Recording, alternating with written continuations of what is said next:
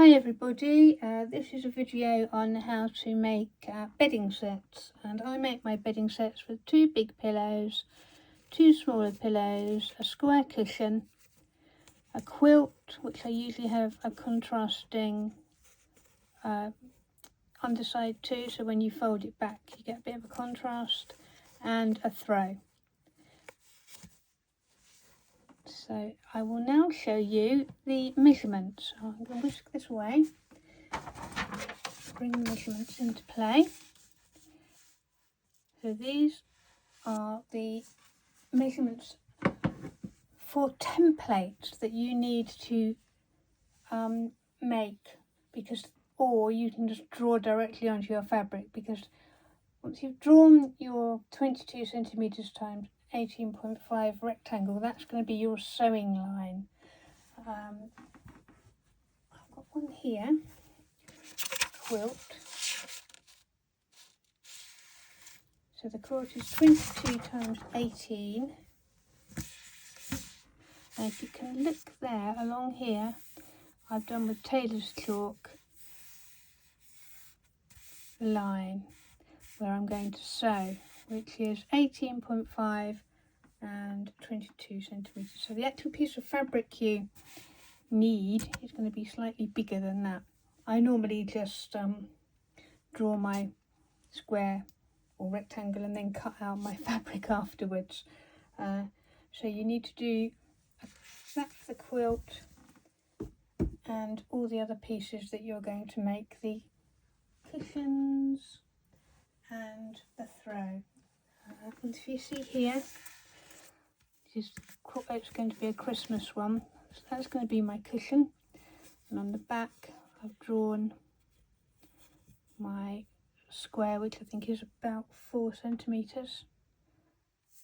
My cushion, I actually did 2 cushions for this one because I'm not sure which one I want to use yet. And these are my big pillows, and on the back of those I've drawn around for my sewing line.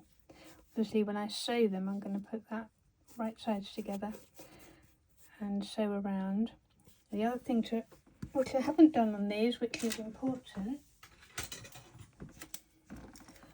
and you're not used to doing them, is mark on the bottom about like that, and don't sew in there. That's where you're going to stuff it.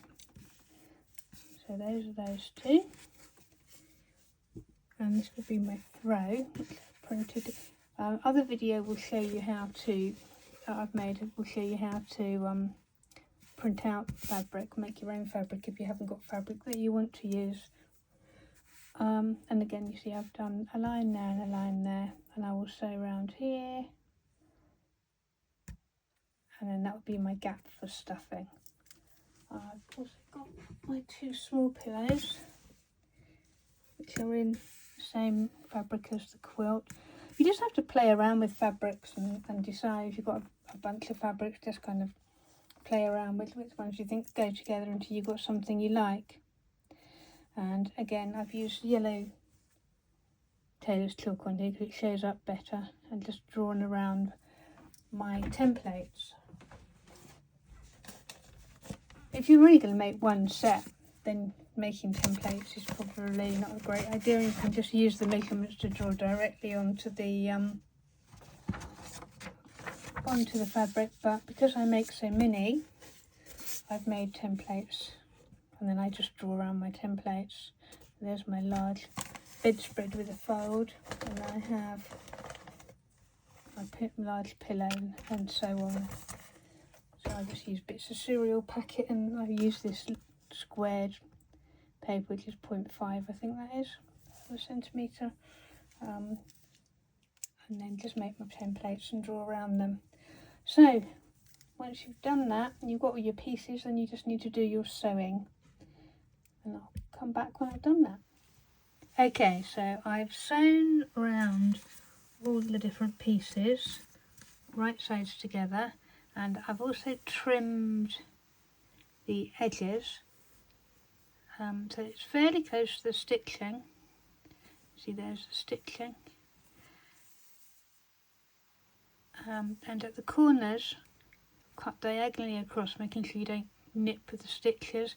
That just means you can turn the corners out, so you get quite a nice sharp point. And I've done that on all of the pieces, trying to find sometimes where you've got a long turning edge like on here, I will trim and then go a little bit further out where I've got the turning edge, because that makes life easier later on. Basically that's what I've done around every single piece that I've got. So now you just need to turn each piece the right way around.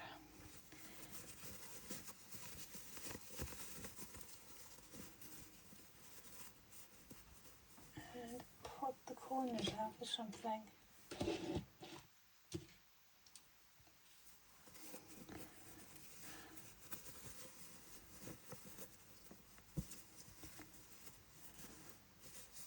Got this thing here.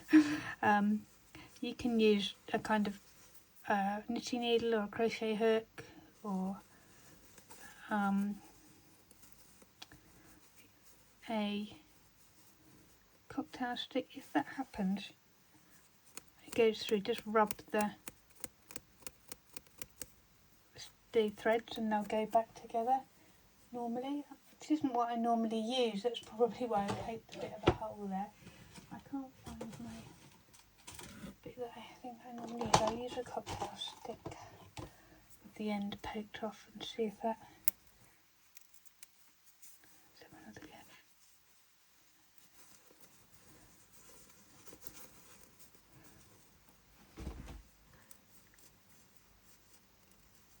I'll just do one corner on camera so you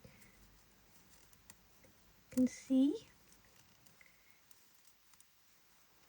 And you're just going to work away with it, and eventually you'll get a nice sharp corner like that one. When you've done all the corners, just kind of use your fingers to pull, and it will fold itself quite naturally. Finger press that, and then give it a bit of a press with the iron. Obviously I haven't done all the corners, but give it a press with an iron, and then once all that's done I'll show you the next part. So I shall go and do a bit more turning out and some pressing and come back to you. Okay, so I've ironed everything, and now I have cut the wooding pieces to size for the runner and the quilt. I did put measurements for the wooding, but to be honest I don't ever measure. I just sort of chop a bit roughly the size with a bit of room around the edge, and that seems to work for me. The quilt one, make sure that you leave a bit at the top of the piece. I've done this wrong. That's the top. The long edge on these is actually the top of the quilt. So I'll need to be chopping a bit more off that. And that's so that when you turn it, it doesn't get too bulky if you're going to fold it over. So I'm just going to chop a bit off. I mean, the thing with the wadding is it doesn't have to be particularly accurate. It just gives it a little bit more bulk. And I just use bits of wadding from left over from my quilting projects, but you could just use an extra bit of scrap fabric, or I know that Julie Warren uses quite cheap wadding that she pulls apart to make it thinner. I've just got this quite nice, it's quite nice wool wadding, but I've got loads of it, so I use that. And then you basically just stuff it in and try and get it into the corners.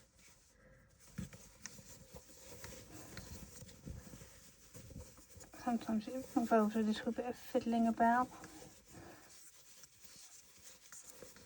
I'm trying to do this in my light box because it seems to be the best picture I've got. So how I would normally work. There you go. So there you go. Got a bit of good, just got a little bit more bulk to it. Which, I mean, I know that some people make their bedding and they don't bother with that, but I just like the look of it more. When you've done that, you then basically just put glue. I use Alien's Tacky Glue along one inside edge and glue it shut. And then you'll do this exactly the same for this. So I won't show you that. And then the cushions, you get rice. I use the cheapest rice, bargain rice, and the cushions and the pillows, and you just basically fill them up. Don't overfill them, because the whole point of using rice is that it gives them a bit of kind of realistic, they're not sort of puffed up like if you use stuffing. It just looked more realistic and more easier to arrange. So you just fill each one with rice, and then again I have made a video on how I make my cushions and it's exactly the same. You just put glue along that edge, pull it, hold it a bit to press it, and then it will be done. So I will now finish the rest of these and we will be arranging our bed. Right, so the bedding is all finished, and this is my favourite part, when I can put it all together and see what it looks like on my bed. Poor old bed's getting a bit grotty because I use it when I'm selling my miniatures. So I put double-sided tape along each side there to help kind of secure it and make it look more realistic, so that the quilts don't stick up in a very unrealistic way. And then just kind of centre it, put that in there like that. Have I got the right side for the... Nope, the upside down of course. Let's try again. You make sure you've got the bit without any wadding in at the top. Fold it over. And then obviously what you've got here are a bit is going to ping up. So pins come into play. So I will pin there. And the other side I will pin. I'm doing this pretty quick, so I haven't actually centred it quite properly there. And then here, I pin under here. And then the other side, I pin under here. Gretchen in Gretchen's Little Miniatures soaks her beds in glue and water mix to make them drape. But I'm quite happy doing it this way. And then, as you see, we've still got some sticking up there, so I get my double-sided tape. The good thing about this is that you can take this bedding off this bed and put it on another different size bedding, it will still fit. And the double-sided tape comes off the fabric very easily. So if you don't want it anymore, you can just peel it off. And I just stick it on itself. Do the same that end. Try and get this to look straight.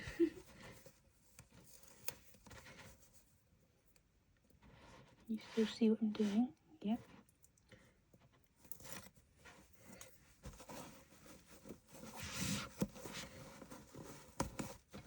Straighten up. There we go. Now everything's kind of a bit more realistically placed than it was before. Glued everything.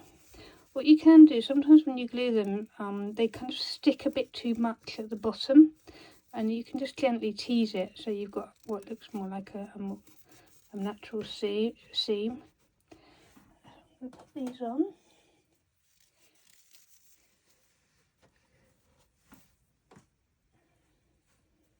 Yeah, you can see with that one at the bottom there, it kind of just there. So I need to tease that out a bit. Obviously don't pull too hard because you'll just pull the whole thing apart and end up with everything covered in rice. but you can pull it quite out. Try and get that little house so you can still see it. You'll be able to see the house on the other side. What I should have done is reverse that image so that the house was on that side, but then I wouldn't have been able to do that with the words on there. Live and learn. And now I've got to decide whether I want this. That's a bit bright, isn't it? That little mouse. Yeah, I don't think that works very well. I'll go with the little cat, I think.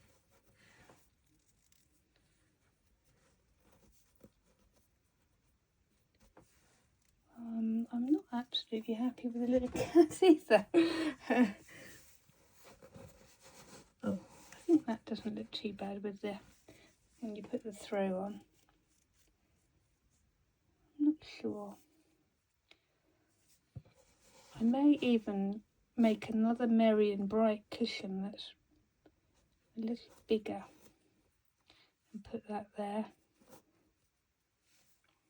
That's the great thing about miniatures. If you change your mind on things like this, then it's not a huge problem because it's not too expensive. You know, if you bought a full-size duvet cover and decided you didn't like it, or you didn't like the cushion, you'd be a bit annoyed, but it's not such a problem with these. And then with the throws, again, I just use a bit of double-sided tape to stick them in place, and that makes sure that they're not kind of poking out at a weird angle.